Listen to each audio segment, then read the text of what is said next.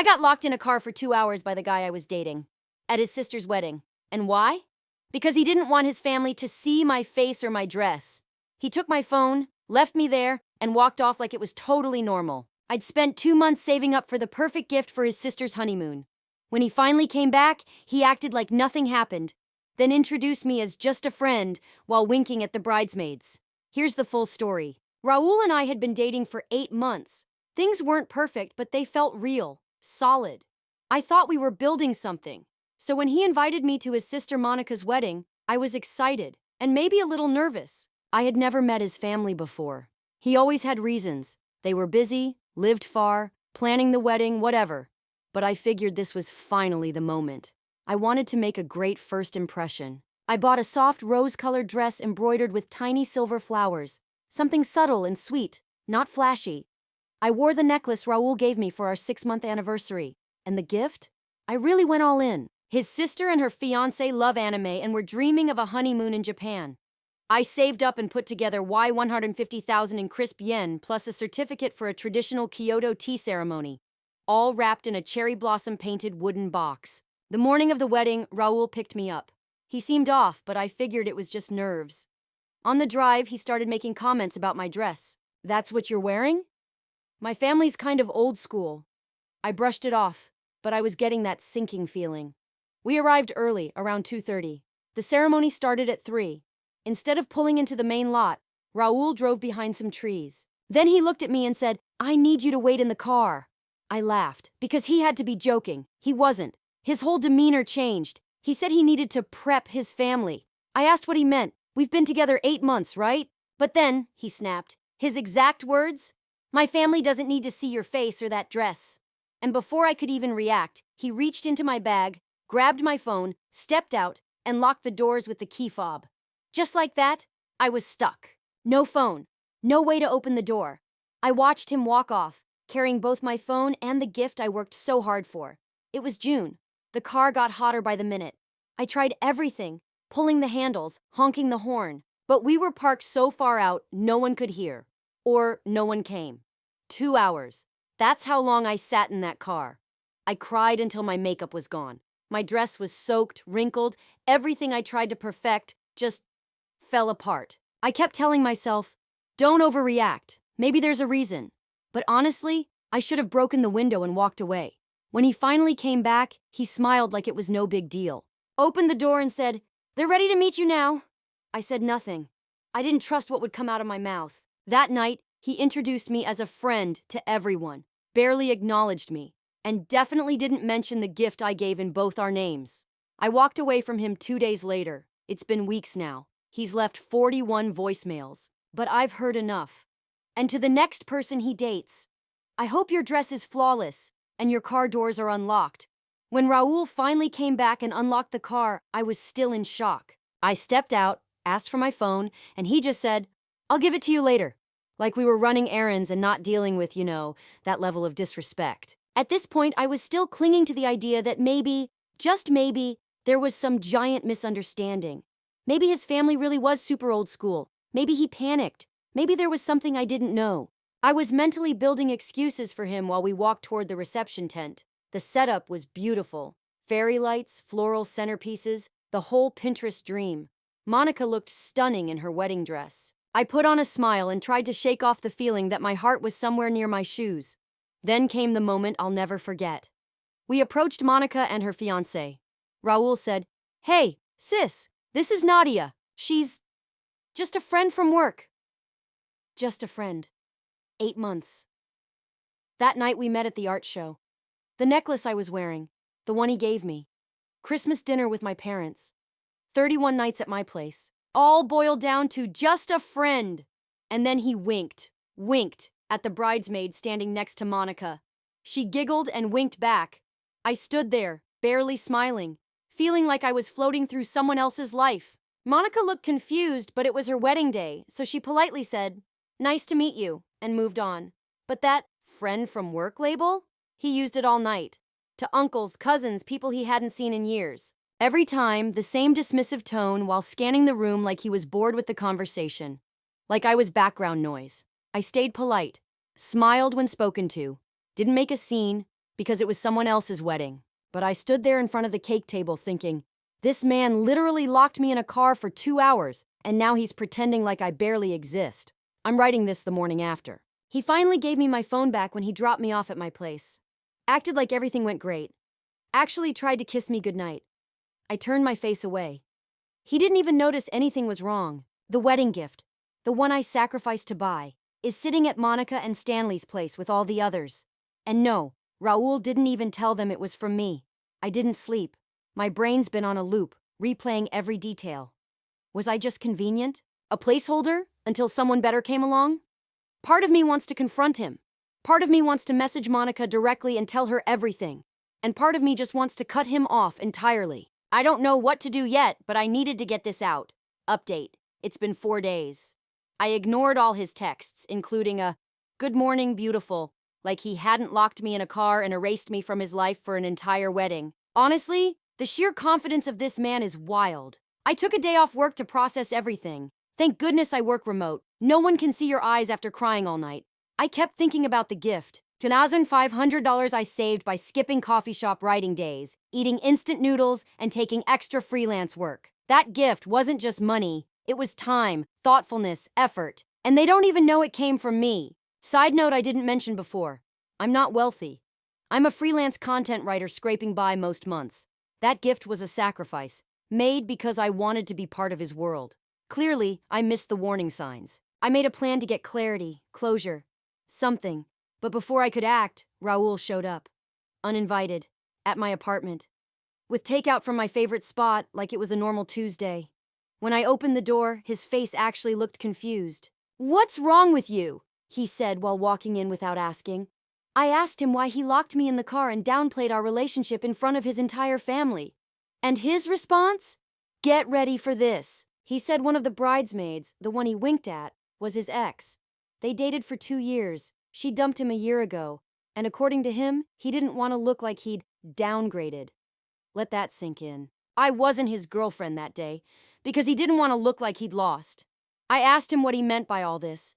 By the car, the lie, the way he treated me like a stranger at his own sister's wedding. And his response? He said, word for word, "You know what I mean.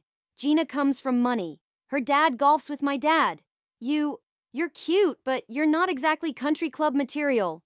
I swear, even typing that out now makes my hands shake. And then, as if that wasn't enough, he tried to spin it as a compliment. He said I should feel grateful that he chose to be with me despite my background. That most guys in his position wouldn't even give someone like me a second look. All while unpacking dinner like we were about to have a cozy night in. I sat there frozen, like I was watching a documentary about some cold-blooded predator calmly going about its routine. The emotional distance he had, it was chilling. I asked him about the wedding gift.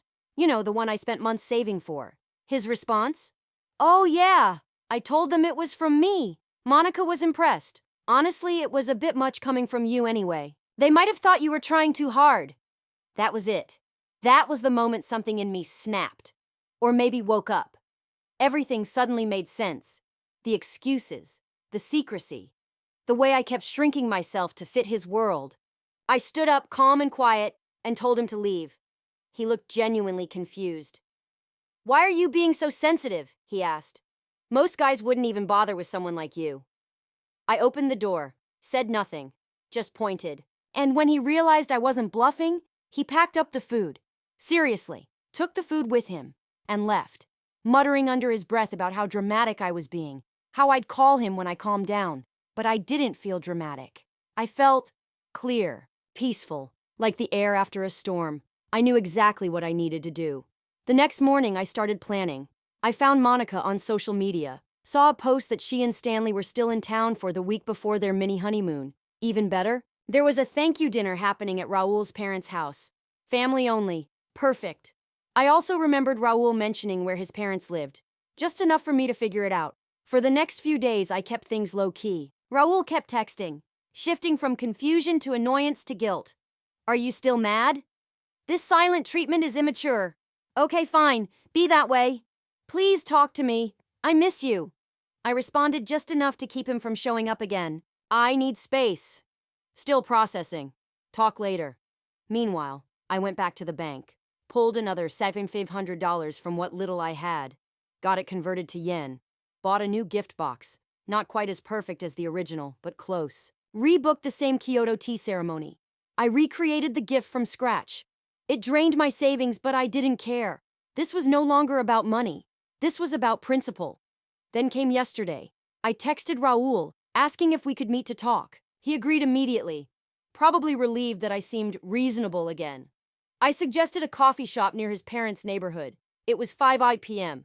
I knew the dinner started at 7. He arrived, smug, expecting closure or an apology. I was already there, with 2 coffees on the table and the new gift box beside me. I asked him calmly if he understood how much his behavior had hurt me. He gave a weak apology, said he was overwhelmed, blamed the ex, claimed he didn't mean to be cruel. Then he noticed the box. "What's that?" I told him. "A wedding gift. For your sister. Since you took credit for the first one, I made another." He laughed. "You're kidding. What are you going to do? Mail it?" I smiled. "No, I'm going to give it to her in person. Right now." His face. I wish I could have taken a picture. He went pale. "What are you talking about?" "I know about the dinner tonight. I'm going to drop by. Just to say hello. To introduce myself. Properly." He started to panic. Told me not to. Said it would be a huge misunderstanding. That I'd embarrass him. And then I delivered the line I'd been saving. "I'm not going to embarrass you, Raul. You've already done that to yourself. I'm just going to tell the truth." I picked up the box and walked out. He followed me out the door, alternating between panic and anger. But I was already in my Uber before he could stop me. As the car pulled away, I saw him frantically dialing his phone. Maybe to warn his family. But it was too late. I arrived at his parents' house at 5:45, early enough to beat the full crowd. Late enough that Monica and Stanley were definitely already there. I took a deep breath and knocked on the door, heart pounding. Raul's mom opened it. She looked surprised but polite. "Can I help you?" "Yes," I said. "I'm here to see Monica. I have something for her." From inside, I heard Monica's voice. "Who is it?" And then, Monica appeared in the doorway, her face lighting up with recognition. "Oh, you're the friend from the wedding." I smiled. "Actually, that's what I came to talk to you about." Raul's mother looked confused but kindly invited me in. The house was warm and full of life. Family photos on the walls, dinner smells coming from the kitchen, soft conversation in the background. Stanley was setting the table. Raul's dad was in the living room watching TV. Monica led me to a quieter corner. I handed her the gift box. "This is for you and Stanley. Congratulations on your marriage." She looked surprised but accepted it. "Thank you. I'm sorry. What did you say your name was again?" "Nadia," I said. "And I'm not Raul's friend from work." That's when everything started. I took a breath and told her the truth. That Raul and I had been dating for 8 months. That he'd locked me in the car during her wedding. That he took my phone. That he introduced me to everyone as just some acquaintance. That he spent the night flirting with a bridesmaid, his ex, Gina.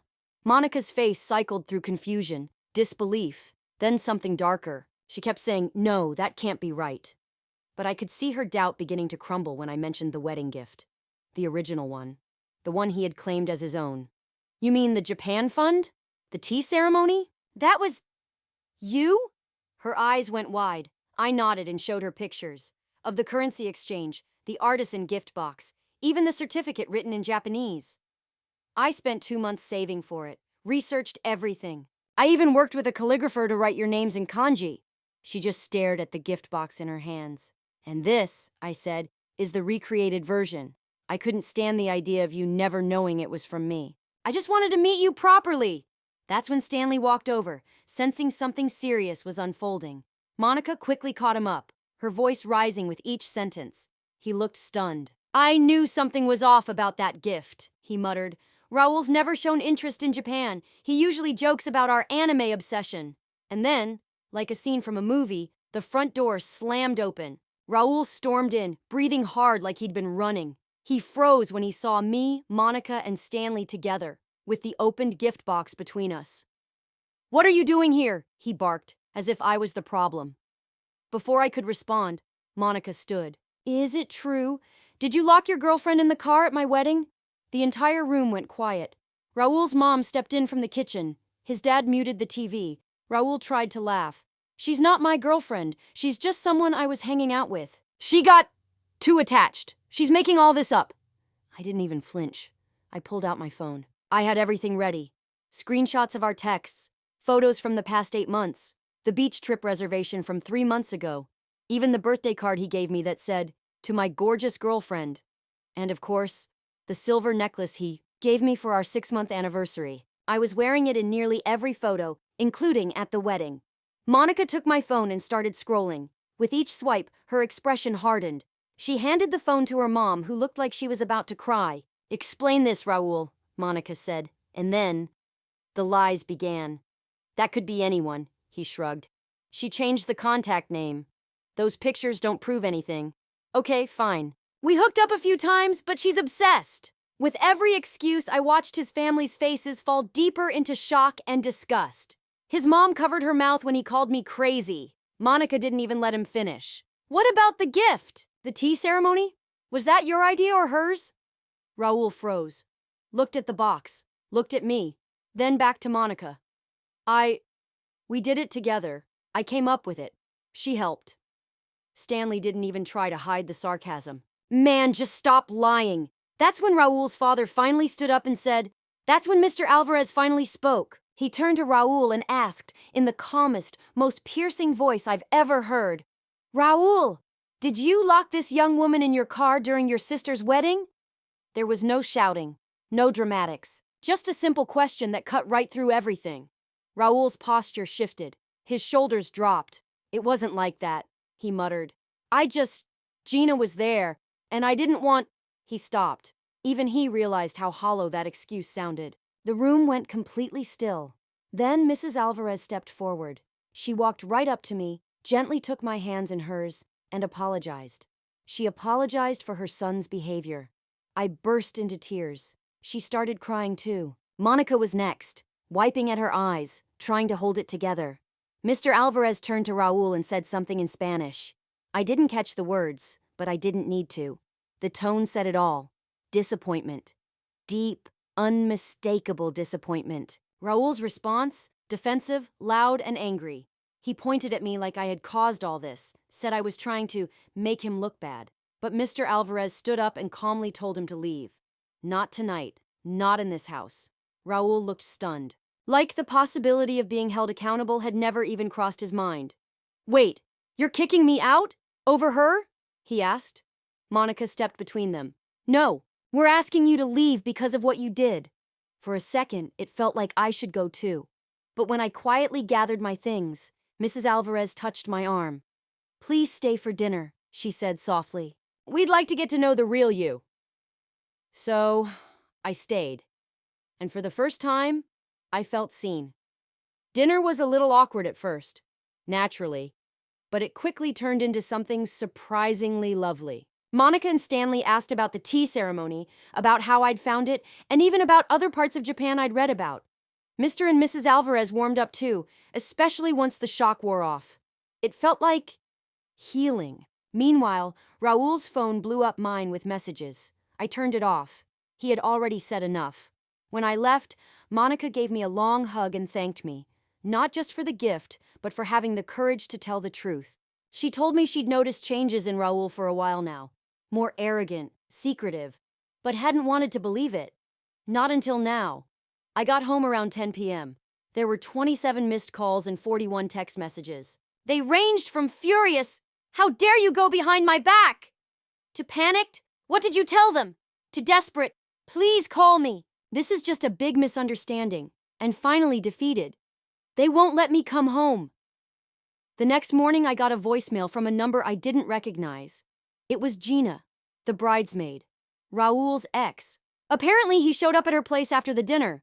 She turned him away, said she had no idea he had a girlfriend and felt terrible for flirting at the wedding. In her words, she thought I was a +1 or a distant cousin. When she realized what was happening, she shut it down fast. She also said he ended up spending the night at the train station, and that he's been sending her dramatic selfies from the bench ever since. I haven't responded to anyone. I needed time to breathe. Monica's invited me for coffee next week. She says she wants to say thank you properly. And maybe swap a few more Raul stories. I think I'll go. As for Raul, well, karma arrived. At a train station. with a suitcase and a phone full of ignored texts. Final update, it's been 2 weeks since the whole thing exploded, and now that the dust has settled, here's what I've learned. Remember those 41 voicemails? Yeah, I listened to all of them. They were like a masterclass in emotional manipulation. Voicemails 1 to 5, pure rage, accusations, insults. You ruined my life. You'll regret this. 6 through 12, suddenly he's the victim, crying, saying his family abandoned him, that the train station was cold and uncomfortable. 13 to 20, rewriting history. Suddenly I was the best thing that ever happened to him. He always loved me. We were meant to be. And the rest, I'll spare you. Let's just say there was a lot of dramatic sighing. I haven't answered him. I won't. Because now I know I wasn't the one who wasn't good enough. I was the one who saw the truth, stood up for herself, and walked away. And then came the voicemails. From message 21 to 30, it was all bargaining, promises to fix things, to introduce me properly to everyone, to repay me for the wedding gift. He even offered to cover double. Messages 31 through 41 turned into pure desperation. More crying. Please call me back. I have nowhere to go. I'll do anything. The last one left at 4:37 a.m. was 2 full minutes of silence, just breathing and the occasional sniffle. I didn't respond to any of them. Instead, I met Monica for coffee, as planned, and in a totally different context, she was even more incredible. We talked for 3 hours. Turns out we have a lot in common, aside from, well, her brother. She filled me in on everything that happened afterward. Raul? Completely cut off. Not just financially, though that too. Apparently, despite having a solid tech job, his parents were still helping with his rent. Not anymore. But more importantly, emotionally. His father told him plainly, until there's genuine remorse and changed behavior, he's not welcome at family gatherings. He even tried to show up for Sunday dinner last week, and was turned away at the door by his mother. She apparently told him something along the lines of, "You reap what you sow." Raul's been trying to spin a new story now, claiming I'm unstable and manipulative. But no one's buying it. Especially not after Monica made sure everyone knew the truth. About the gift, the lies, the car. According to her, Raul had always been the golden child, the one who never got questioned. But this time, there was no room for doubt. The moment he couldn't lie his way out, the illusion shattered. Even Gina, yes, that Gina. And I have been texting a bit. She said Raul told her I was a clingy coworker who basically invited myself to the wedding. She had no idea he was in a relationship and felt terrible when she found out. Apparently, she kicked him out the night after the wedding, and he ended up at the train station. Poetic. As for me, I'm doing okay. Better than okay, actually. Of course, there are moments of sadness. 8 months is still 8 months, even if it ended with someone revealing their true colors. But mostly I feel free, like I stepped out of something that would have slowly drained the life out of me. Yesterday, I received a package. It was from Monica and Stanley. Inside was a beautifully handmade journal and a note. For our new friend who helped us see things clearly. Look forward, not back. I cried, again. But it felt different this time. Lighter. Raul stopped texting a few days ago. The last message I heard about was him telling people he broke up with me because I was too intense. A final attempt to save face before quietly fading out. Some quick updates for those asking. The gift. Monica and Stanley insisted on reimbursing me. At first I refused, but they wouldn't let it go. We compromised. They paid for half, and invited me to go with them to the tea ceremony in Kyoto. They postponed their Japan trip until spring, and I'll be joining them for part of it. Yes, really. Finances. The double gift definitely emptied my savings, but I've picked up extra freelance work and should be back on track soon. Honestly, worth it for the look on Raul's face when I walked into that living room. Safety. I changed my locks, just in case, and installed a small security camera by the door. No sign of him since, and I hope it stays that way. Dating? No, absolutely not. My heart needs some serious time to heal, and I want to take that time, fully. Last night, I sat on my tiny balcony with that journal in my lap, writing everything out. The truth, the lessons, the heartbreak. And I realized something. Sometimes we don't fall in love with a person. We fall in love with the idea of them. And it's that idea that keeps us holding on, long after the truth has shown us who they really are. I'm not rushing toward anything now. I'm just letting myself breathe, letting myself grow, and knowing even when things feel like they're falling apart, there's always a way forward.